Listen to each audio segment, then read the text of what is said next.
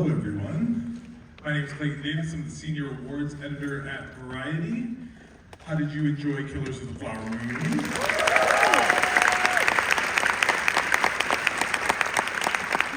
I can sort of see you all. Raise your hand if this is your first time seeing it. Lovers of the big screen is what I like to see. Happy Usher concert day for all to celebrate.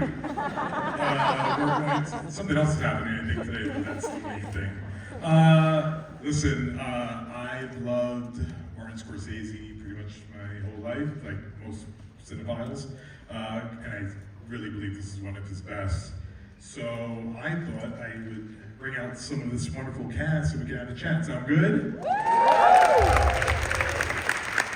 right, so I want every enthusiastic applause for each individual that's about to come out. First one, she plays Sister Minnie. Ladies and gentlemen, Jillian Dion.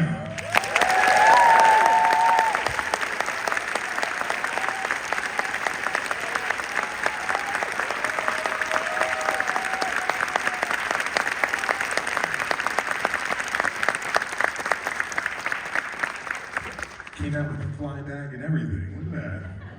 Ready for Hollywood. Plays Sister Rita. Ladies and gentlemen, JaNae Collins.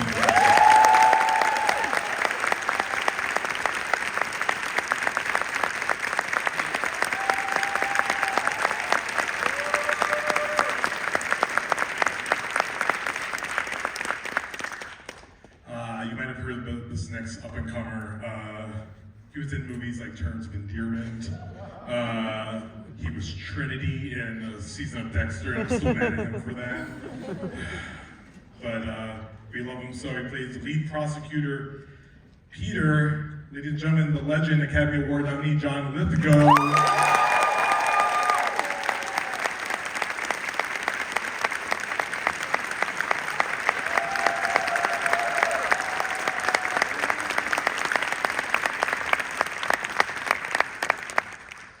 Keep the legends coming out. Plays Mollie's mother, Lizzie. Big voice in this film, does so much with so little words. Physical performance, ladies and gentlemen, Tantoo Cardinal.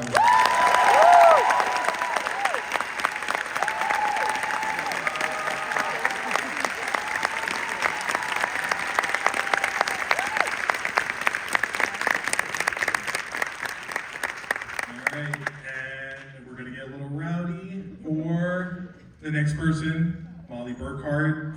She is the winner of the Golden Globe this year, nominated at the Screen Actors Guild Award. If you're like me, you knew the band before the band got famous. She was in Certain Women, and she's amazing in that. If you can go see that, do yourself a favor. Ladies and gentlemen, Gladstone.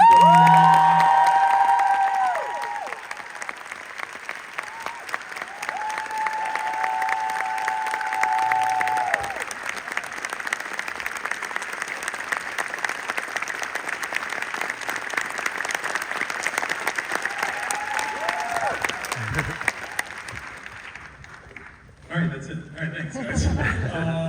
All right, let me start with you, Lily.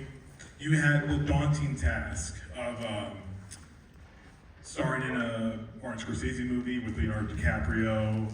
So sorry that you've done some really bad things in your career that has warranted this now, but it is a remarkable performance that you give. Physical, so much history in it. Can you talk about just your approach to telling Mollie's story and then telling it with respect and honor? Yeah, I mean, I guess that was the approach. It was a little fateful, I guess, that when I got offered the role, because there was a weight in the whole audition process, a weight to the idea that it might happen. That just kind of like just one step at a time. So when the offer came in, there was definitely excitement. There was a certain level of dread with it too, because it's a big thing. But the fact that it happened and the offer had come in on December 1st by Nobody's Design, which is Mollie Burkhart's birthday, it felt like maybe there was a responsibility that was, not really up to me, but was important that I receive. So because it happened that way, it was like an immediate connection to the person that I was playing. And because there really is nobody living today who knew her, there's not video footage, there's not, you know, a lot that I could really study about her specifically, other than what was in photographs and in court records. It was important that she be shaped by what the community said about who she was and her legacy, and a lot of what people did know and remember and feel and inherit and pass forward from that generation. So there was kind of a basis of comparison in knowing just about my great-grandma Lily. She was born before, or she passed away before I was born, but she was such a fixture in my dad's life and such a fixture in the home life with just stories about who she was. And there were some similarities I saw there with her and Mollie. You know, living around the same time in history. They were born within 10 years of each other. Saw this great transition happen, had families. Both were pretty devoutly Catholic, so that kind of interesting little cocktail and worldview. There were a lot of things that I had that were kind of assumptions I could make based upon my own family history, but it was also, you know, one of my first times spending a lot of time in Oklahoma.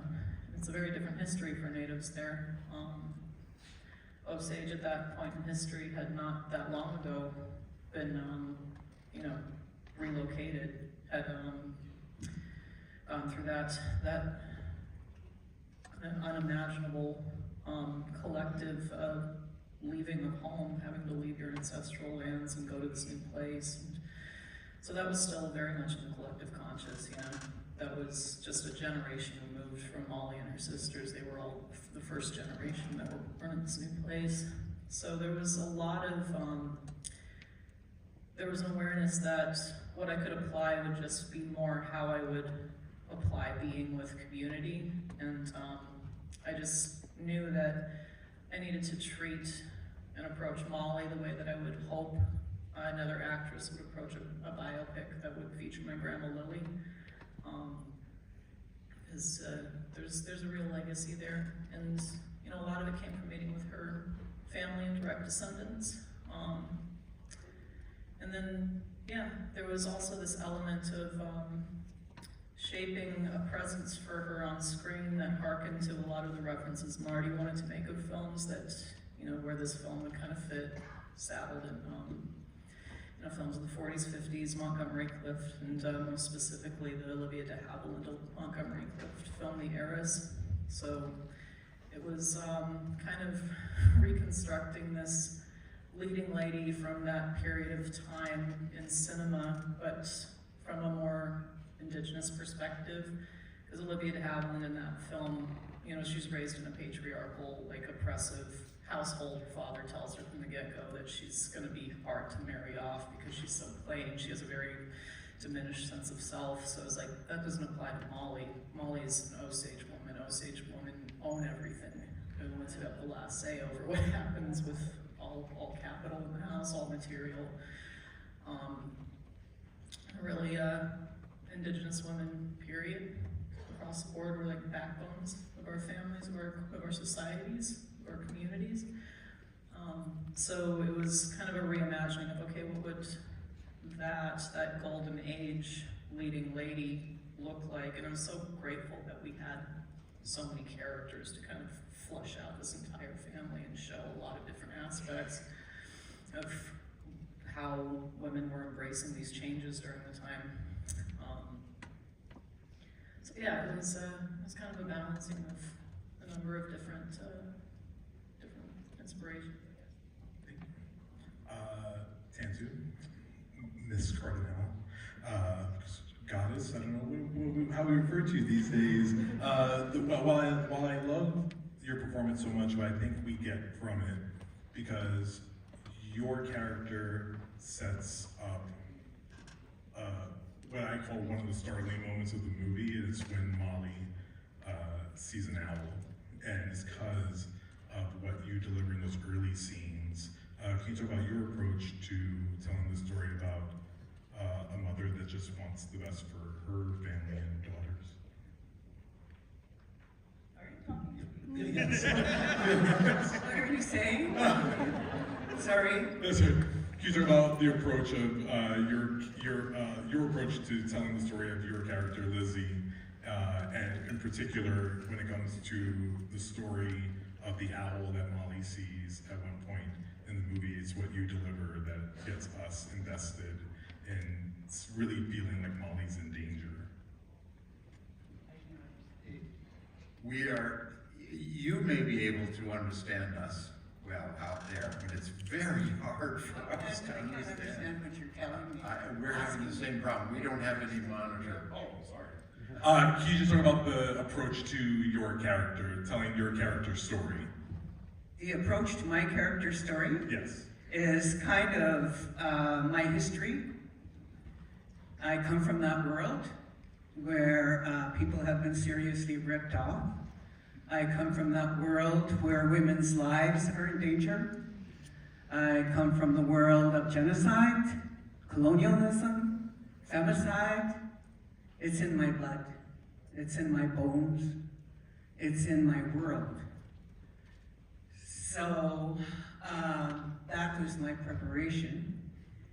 And I also come from the world where languages disappear right in front of your eyes.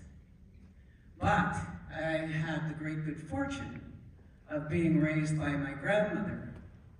And I was raised with a number of languages in my head all the time when I was a child.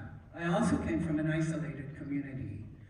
And so the outside world was kind of a fuzz on the background in my formative years. So a lot of my knowing is intuitive. So, and there's a deep loneliness in not having my language, not hearing my language, and knowing people I grew up with not having any language because it was that close. My generation and the way I was raised, I saw 100 years ago. But my brother, 6 years younger than me, he has very little of the language. It was that fast and that quick.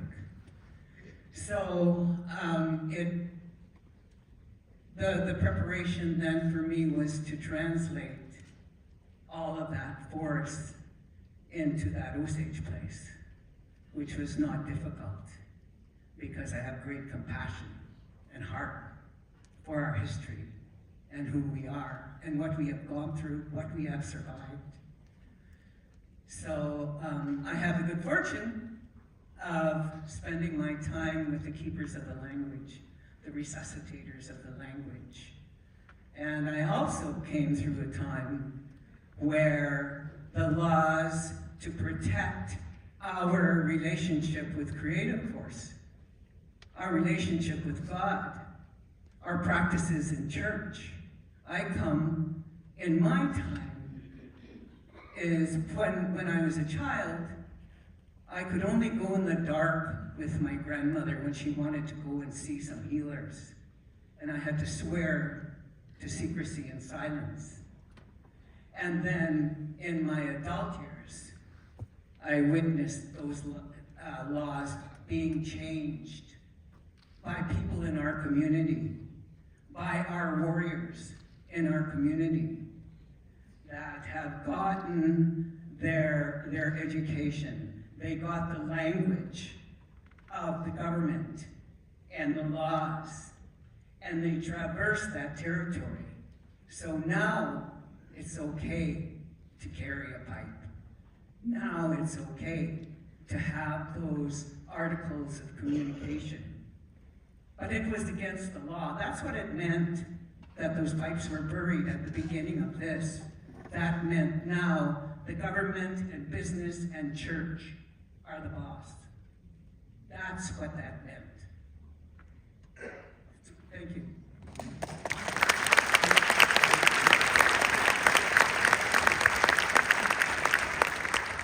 Hopefully everyone can hear me all right. I will speak to you. I think maybe it's getting lost in the microphones over there, and the speakers over there. Mr. Lithgow, loved everything you've worked on my entire life. You're kind of been the pinnacle of acting for so many people. And in this film, what I love is that when you come in, you're a breath of fresh air, and your character, Peter, speaks to the importance of allyship and how we need everyone to come together to fight injustices. What did you learn about Peter, and what did you do research about the prosecutor that tried to bring some justice? Well, I just think the entire experience educated me and opened my mind a lot. I had heard something about the extraordinary story of the victimization of the Osage Nation, but I had not read David Grann's book. I knew Marty was out there in Oklahoma making this epic movie with Leo and De Niro. But it came as a total surprise. Ellen Lewis, who did an incredible job casting this film, a shout out to her. It's no miracle that the ensemble is nominated for so many awards, because that's very much her co-creation with Marty. But she invited me in with only about a month to go in a long shooting period. So I came in for the last couple of weeks. Everybody else was so exhausted. They'd been living in Bartlesville, Oklahoma in a hotel for 6 or 7 months. And I was, a breath of fresh air is a nice way to describe me. And it certainly was that for me. I was working with just remarkable people. I waited my whole career to work with Marty and Leo and Bob. But what just filled me with pride, and I felt was a great honor, was to be brought into this particular piece of storytelling and to work with people like this. Sadly, I was only working with Leo.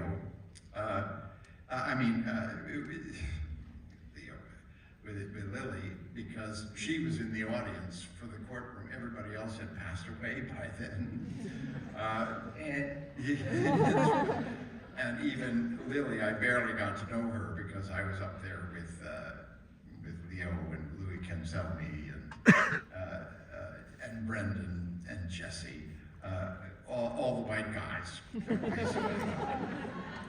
I was the newcomer and a kind of outsider, being the prosecutor, being the man who's trying to bring justice to this astoundingly unjust story. It made me an outsider, and I felt that way in many ways. It was a beautiful role because it was sanity arriving, and very, very close to the end. It was the man who was bringing justice. And it's, as I say, it just filled me with pride to have been chosen to play that part. And Brendan, as my opposite number, nobody knew he was about to become an Oscar winner. For all of us in the cast, our stock bumped up when he won the Oscar for him. So he and I were playing two tiny roles, but we felt very, very special when it opened. Thank you.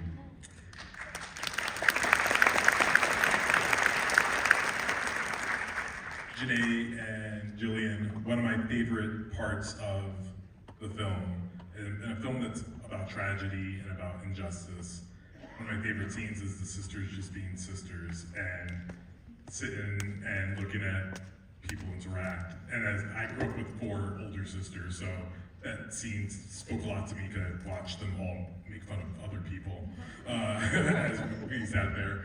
Can you talk about the family building dynamic that you wanted to portray of this sisterhood, this womanhood that existed and that was torn apart?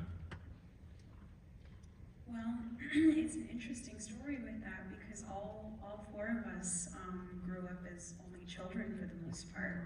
So understanding the dynamic of the sisters was a process for us. You know, we watched other sisters in the Osage community because they have a very particular birth order, and kind of personalities that emerge with the birth order. So it was interesting seeing that in the community and taking that step back 100 years to portray it as it would have been.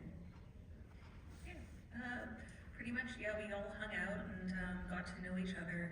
And as John mentioned, the casting was just phenomenal. Like, we all took photos next to each other and we're like, okay, well, we all look very similar and we're from different parts of the country and Canada and whatever else. But yeah, we just started to hang out and realize there was like a really fluid dynamic between, I think, the four of us, and it was just really, it felt like home already when I was like with these women, and it just felt natural, and I think that conveyed in the film, just because there was such a fluidity and such a natural love, like, for everybody that we worked with and alongside. So I think that was a big part of it. In that scene in particular as well, we had reworked that scene, just the four of us, and we were kind of trying to make it more believable in the sense of like, what would we say, you know, because we tease a lot, we're natives. And implementing that in was such a beautiful thing, because you got to see the dynamic of the sisters, but you've also got to see a little of our humor and how we like poke and prod each other, especially the older sisters, you know, in the sense of how the birth order went. But it really helped understanding, like, you know, each other. We spent an extensive amount of time before we even started filming with each other. We all lived very close to each other in the houses before we started filming, and it was amazing getting to know these phenomenal ladies. Thank you.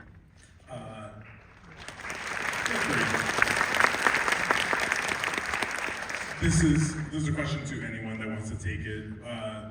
Huge shout out here to production designer Jack Fisk, who built a town that puts you into this era. Jacqueline, who did the costumes, and Rodrigo Prieto, who shot this movie beautifully. It really puts the audience into the moment.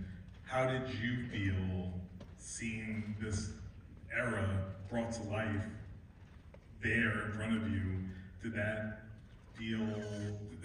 only help your development of your characters, or did it even bring some somber to seeing like there was this once beautiful, enriching place that gets destroyed because of greed and other factors? It really was amazing how they created a world. And at the very heart of that was the fact that we were in Pawhuska, and we were in that community, and we had this feeling of being welcomed in, and this gratitude that our story is being told. We were not actually in the courthouse where that courtroom took place, but we were only blocks away. My character's name was Leeward, which was a combination of Leahy and Seward, two prosecutors that worked the case. They just conflated the two. But one block away from where we were doing those scenes was Leahy Street, named for this very man. We just felt, I can only speak for myself as the newcomer at the very end of the shooting period, but I felt that we were just completely entering into that world, and Marty was just exhaustive in getting everything right. He was so determined. I think it's because he respected the story so deeply. He wanted to do justice to it. Probably more, of course that's the case of everything he does, but I think probably more in the case of this film than anything else. He just created our world. Anybody else? I think that was a big part of it as well. Like, the Osage women dressed us. They dressed us in broadcloth. We were welcomed in to their yearly ceremony and introduced to their culture, like submerged in it. So you couldn't help but feel a part of it, especially as like Indigenous women in general. Just being part of that story touches pretty close to home for us, because we all know somebody that's been murdered or missing, whether it be a friend, family friend, relative. So I think that was super important, and just being in the actual environment that it all happened, it really kind of just, it seeped it seeped in, and it was incredibly powerful to be in that situation and around those people because they were so loving and, as you said, like they were so thankful that we were telling a story that needed to be told and is now on a global scale. And it's not an uncommon story is the thing. It's like it's not uncommon at all, and the fact that it's now being brought into light is such a monumental moment for us Indigenous people. Yeah. Lily, my question for you. One thing I love about the movie shows how not everything is black and white, like hatred and murder is black and white, but also one of the things that is surprising to the audience and very complicated is what I think, and maybe anyone else can raise their hand if they agree, that Ernest really loved Mollie, and I think that is something that becomes almost like a plot twist in the story, even though he never admitted it in real life. Can you talk about that complicated relationship and showing that obviously Mollie loved him, but he might have actually loved her and just got caught up in this? Yeah, that had come from, I believe, Marty's first meeting with Grey Horse as a community. There were 250 people from Grey Horse who showed up to this dinner to speak about just some of their concerns with the film. And it was Margie Burkhart, Mollie's granddaughter, who pressed that point. Like, you have to remember in telling this that Ernest and Mollie were in love, they loved each other. And there was a while there where, you know, you can say that, but then how do you etch it out for film? How do you find what the little, you know, what the chemistry would be? A lot of it came from kind of the evidence of what we were hearing about how their children were. Both Cowboy and Lizzie were known for being very fun-loving, hosting people, having parties a lot, very close to each other. We kind of found maybe Ernest and Mollie dynamic in the way that their parents' personalities may have shaped who they were. How Cowboy would like getting a rise out of Lizzie, and Lizzie would just, oh, Cowboy. So we figured there was probably that dynamic there a bit.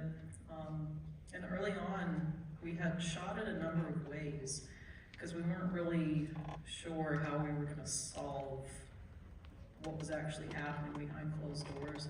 Because there's also, you know, people have a different face when they're out of their homes. So what was happening in this marriage where nobody could see.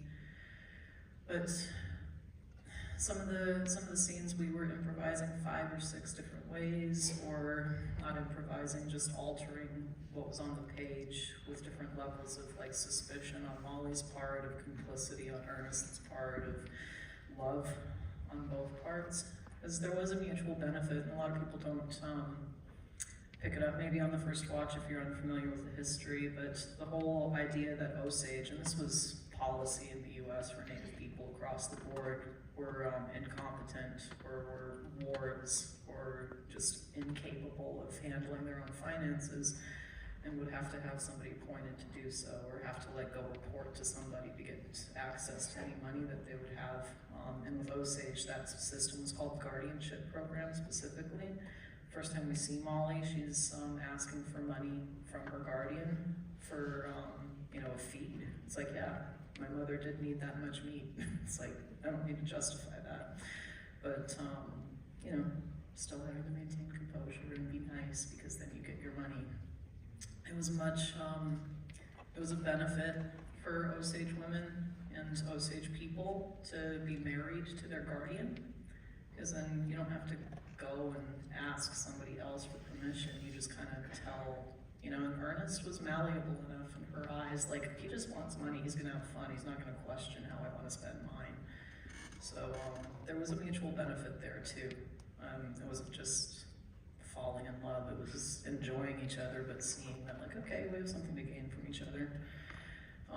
But yeah, letting that kind of grow into a mutual thing on both parts. And you know, as we were improvising all of these different things, we were getting notes back from Thelma, because Thelma is in hand with Marty as the film is being made, even though she wasn't there in person. She was reviewing footage, and this was filmed, so it would take a few days for her to see the dailies and then report back. But by and large, she kept saying what's working is when the love is real, and we need more of that. So then it kept going that way. And you know, ultimately, that's where you kind of see this great betrayal, this grand analogy of colonization and indigenous people. It's like, by and large, people talk about when they come in from the outside how generous we are, you know, how embracing we are, and we are. That's like, you know, you say you like something, we give it to you. It's just kind of, it's protocol. And just seeing how that has just been so taken advantage of, so exploited, so overly exploited. That loving relationship between the two kind of served as a microcosm for the bigger conversation that was happening. And it did just, you know, Ernest insisted until the day he died, whether it was just a guilty conscience, aging, but he would also show up. Like, he moved back to the community after he got out of prison, and people knew his presence. He would still show up to things. It's kind of a ghost that haunted the place in some ways. And I mean, the biggest clue to me that there was love in the household that was true, that we had the responsibility of finding somehow, is that his son Cowboy, even after the trial, maintained a relationship with his dad. He gave him the nickname Dynamite. He would excuse himself from like being with people and say, I gotta go pick up old Dynamite now. But he still had a relationship with his dad until later on. I think there was a rift at some point, and Cowboy didn't go see him as much, but it just kind of shows you that there was something that kept that family together, that made those kids love being together, love having fun, gave them a certain relationship with each other. Thank you. I will talk to these wonderful people. Please.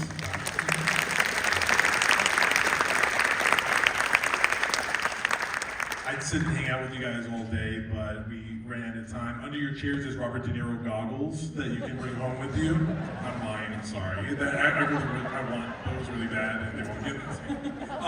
Ladies and gentlemen, one more time, Killers of the Flower Moon.